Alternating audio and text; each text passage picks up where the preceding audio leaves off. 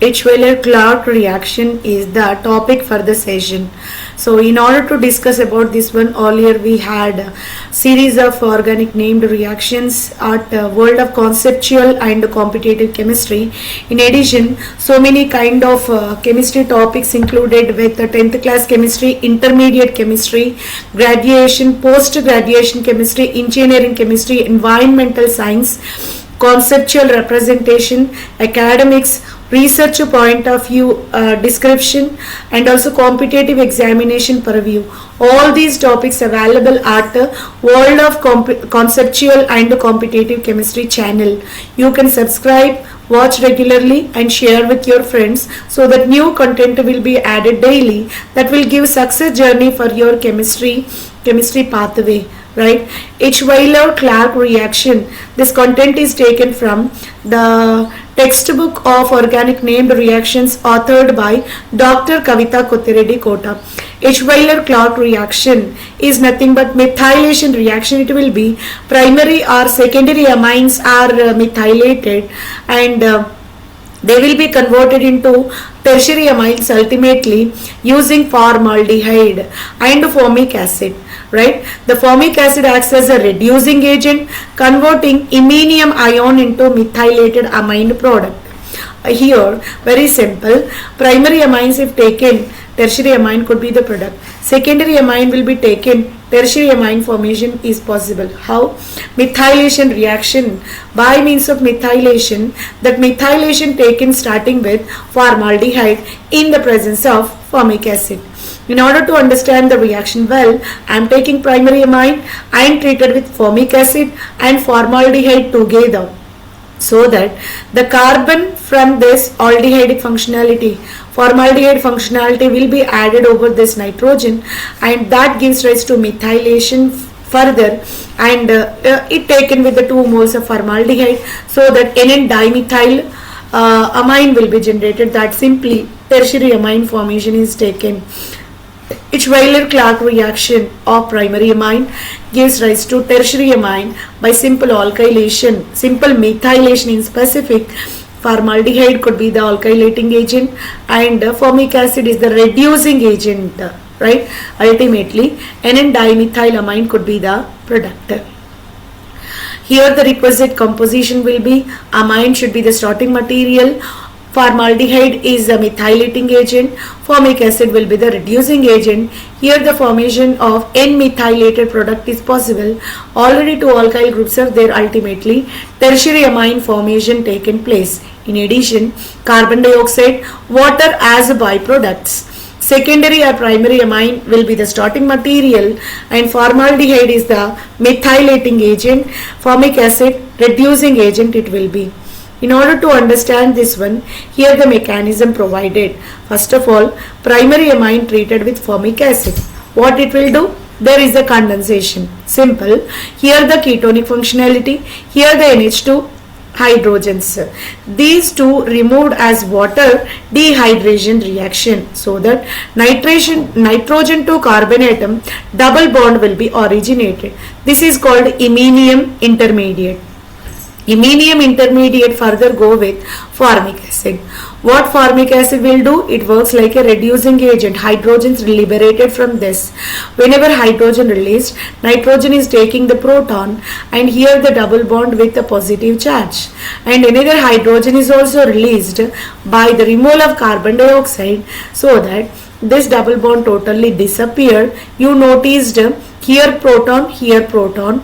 So 2 hydrogens released from this formic acid only. One is as H positive and other is as H negative. Simple. Carbon dioxide discarded as a gaseous byproduct. And here you got N-methylation. But still we have one more free hydrogen for methylation process. Again you can add one more molecule of formaldehyde, one more molecule of formic acid, so that N, dimethylated molecule ultimately tertiary amine could be the final product. First of all, we have primary amine, methylation giving rise to secondary amine, further methylation giving rise to tertiary amine as the final product. This is the total process of this reaction, named reaction, this is somewhat peculiar, that's why H-Wheeler-Clark reaction it will be, right? So this is the way alkylation on the nitrogen taken place. Key features of the reaction are mild conditions are sufficient. So being an alkylation is very simple and fissile in nature, so that at normal conditions only you can proceed for this reaction. Do not produce quaternary ammonium. Up to tertiary only you can stop. Rather quaternization may not be taken. That will give the sterically hindered product that may not be preferable for the normal alkylation process, so that you can stop up to tertiary alkylation, that is tertiary amine could be the final product. Selective methylation without strong alkylating agent, simple formaldehyde is sufficient for this alkylation procedure. If you go with aniline, formaldehyde and formic acid together added over the aniline molecule, finally N, N dimethyl aniline could be the product, in addition to carbon dioxide and water. In order to understand the mechanism, 3-component reaction was taken. Stoichiometrical ratio: 1 mole of aniline requires 2 moles of formaldehyde, 2 moles of formic acid, so that 2 hydrogens replaced with 2 methyl functionalities. N, N dimethyl aniline will be the product, in addition to 2 carbon dioxides and 2 water molecules. This is the way the product formation taken.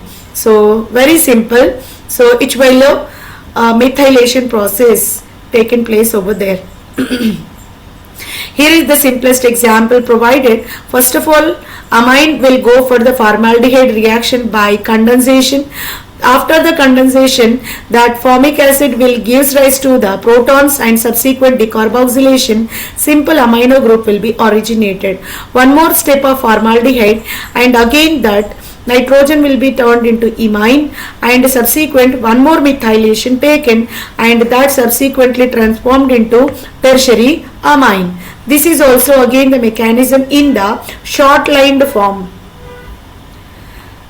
Clear description is provided whenever you are having primary amine treated with this formaldehyde molecule. That formaldehyde go for the condensation by dehydration, we will get imine. And formaldehyde when added, there is a protonation followed by protonation by decarboxylation, gives rise to saturated secondary amine. One more formaldehyde if added, again one more iminium cation will be originated, and subsequent reduction with formic acid, N, N dimethyl amine will be the tertiary amine will be the product. I am taking a kind of polyannular system. This polyannular system if taken, here is NH2, here is NH2. So here the probability for the reaction towards this H-Wheeler methylation process will be here 2 hydrogens free for the methylation, here 2 hydrogens free for the methylation on these nitrogen atoms. 4 moles of formaldehyde, 4 moles of formic acid gives rise to N, N, dimethyl amines on both the sides, and it is becoming like a symmetric molecule.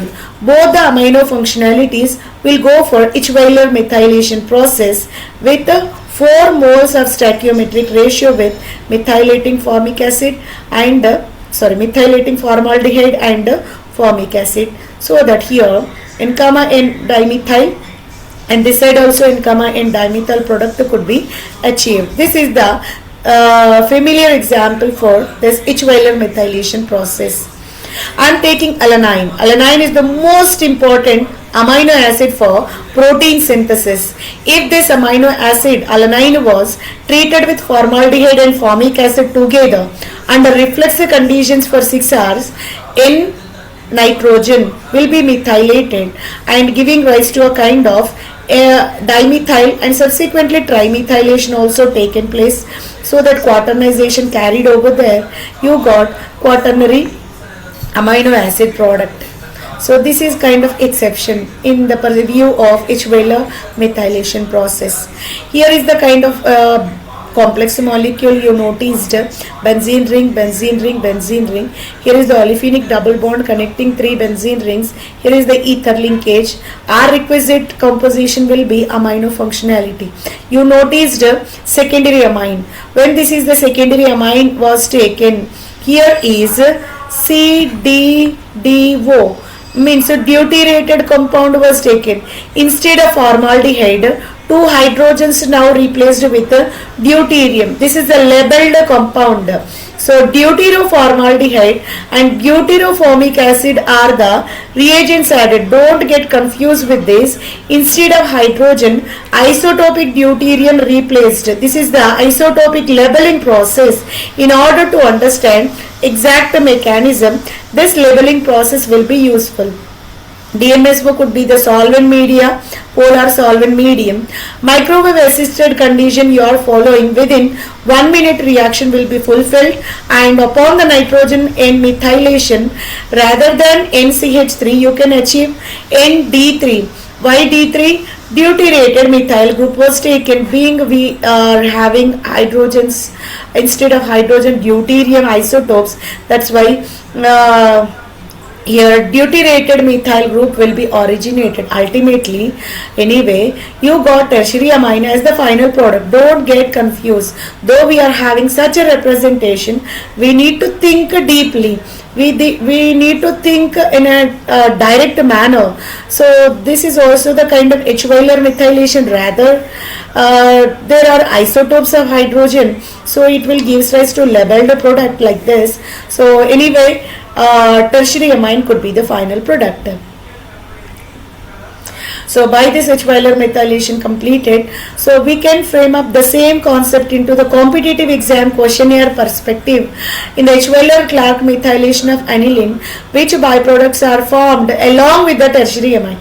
Tertiary amine is the expected main product. In addition, byproducts are common for each and every H-Wheeler-Clark methylation process. One will be carbon dioxide, another will be water. Carbon monoxide, water may not be possible. Carbon dioxide, hydrogen may not be possible.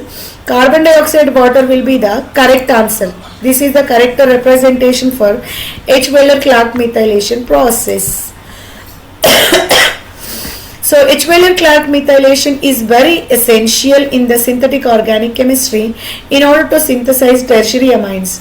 Though you are taking primary amine or secondary amine, ultimately tertiary amine could be the final product.